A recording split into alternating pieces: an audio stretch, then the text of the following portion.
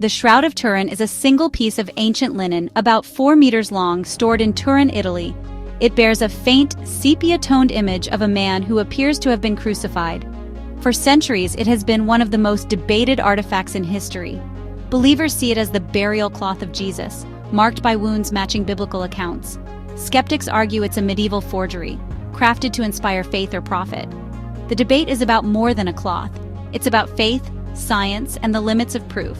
The image is not a painting or drawing, but a ghostly impression showing the front and back of a bearded, wounded man. The wounds, scourging, punctures on the scalp, nail marks in wrists and feet, and a spear wound mirror the story of the crucifixion.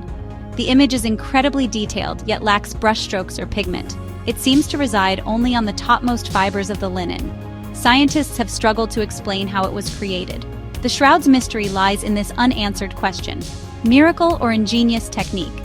Its true story remains elusive, fueling fascination and debate. The shroud challenges us to confront the boundaries between what we know and what we believe. It is a silent witness, inviting scrutiny from both science and faith. The image's haunting realism and mysterious origin keep the world captivated.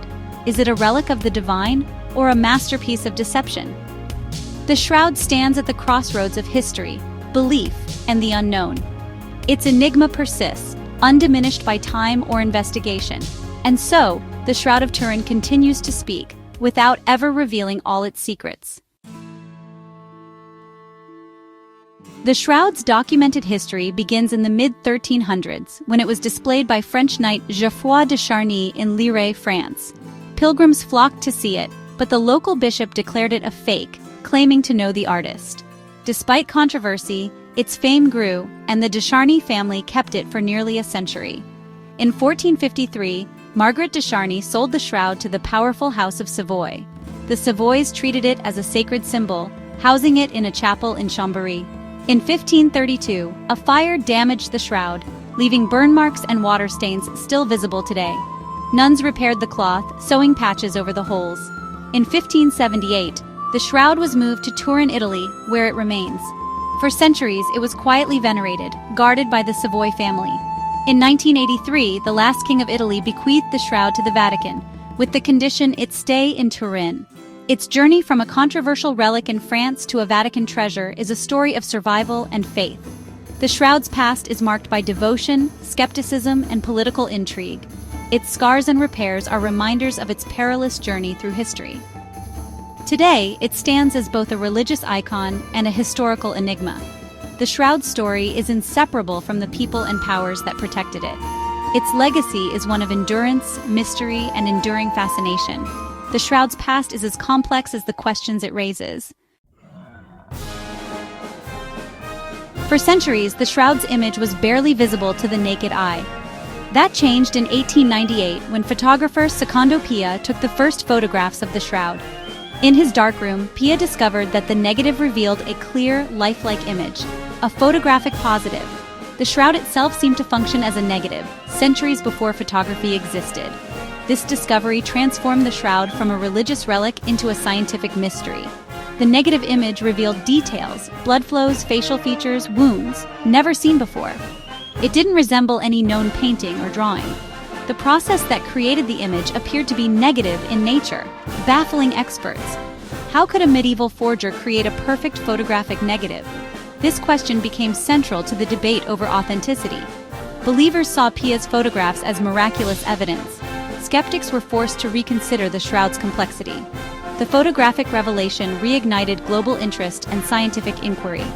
The shroud's image, once faint and mysterious, now challenged the world to explain the unexplainable. The man in the shroud had a face, and the world wanted to know who he was. Pia's discovery remains a turning point in the shroud's story. It blurred the lines between faith, art, and science.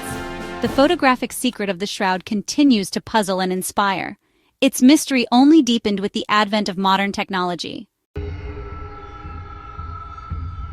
Supporters of the shroud's authenticity point to scientific and historical clues, linking it to first-century Jerusalem. The image is not painted. No significant traces of pigment have been found. The image results from a chemical change on the linen's surface, not any known artistic technique. Forensic experts note the wounds match the gospel accounts, with anatomical accuracy unlikely for a medieval artist. Nail marks appear in the wrists, not the palms, aligning with Roman crucifixion methods.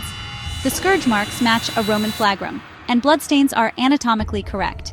Tests confirm the presence of real blood, with components like hemoglobin and albumin. Some scholars trace the shroud's history to the Mandalion of Edessa, a cloth revered in Byzantium. Artistic similarities between Byzantine icons and the shroud's face support this theory. These clues build a case for authenticity, though none are definitive. The evidence is compelling, but the mystery remains. The shroud's origins are still fiercely debated. In 1978, the shroud underwent its most thorough scientific examination by the Stirp team. Their tests found no evidence of paint or dye. The image was a superficial change to the linen fibers. They confirmed the presence of real blood, not pigment. This ruled out simple forgery theories. Pollen studies suggested the shroud had been in the Middle East, but these findings are disputed. The linen's herringbone weave was known in antiquity, though rare in 1st century Judea. Some textile experts see similarities to ancient Middle Eastern fabrics. Scientific evidence is complex and often contradictory.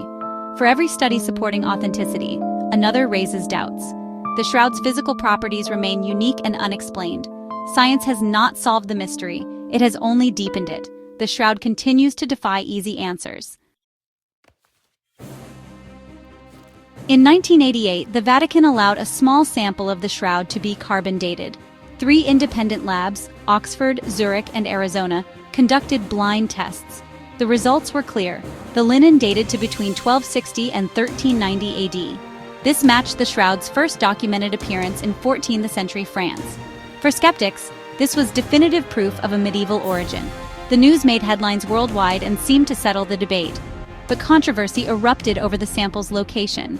Some argue it was taken from a corner repaired after the 1532 fire, possibly mixing old and new threads. The invisible reweaving theory suggests the tested area wasn't original. The carbon dating remains the strongest argument for a medieval date. Yet, questions about the sample's representativeness persist.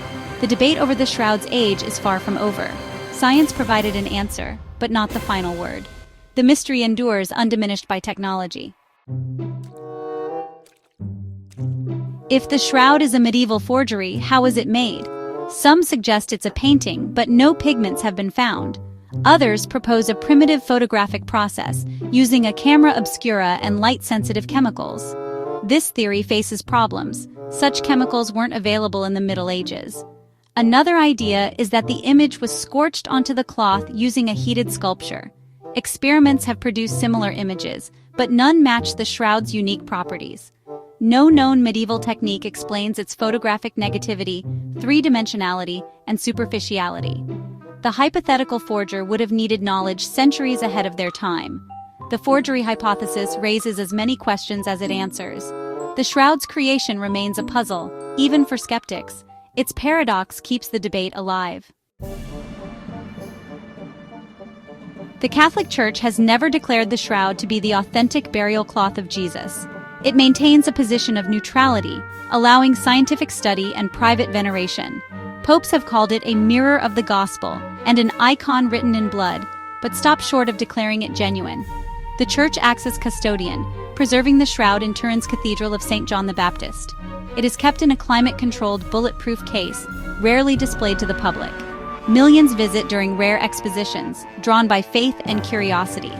A nearby museum offers replicas and research for visitors year-round. The Church balances preservation with devotion, science with faith. The shroud's spiritual impact endures regardless of its origin. Its role as a religious icon is secure, even as questions persist. The Church's careful stewardship keeps the shroud at the heart of global fascination. Is the Shroud of Turin the burial cloth of Jesus, or history's greatest forgery? Centuries of debate and decades of science have not settled the question. Both sides present compelling evidence and face unanswered questions. The shroud's ambiguity is its greatest allure. Its image is not painted, its wounds are anatomically precise, and its photographic properties are unique. Yet carbon dating points to the Middle Ages, and its early history is murky. For believers, it is a tangible link to faith. For skeptics, a testament to human ingenuity. The shroud endures at the intersection of knowledge and belief. It challenges assumptions and inspires wonder. Its true value may lie in the questions it raises, not the answers it gives. The Shroud is a mirror of our search for meaning and truth. More than 2,000 years after the events it evokes, it still holds the world in its thrall. The mystery of the Shroud remains, inviting us to look closer and to wonder.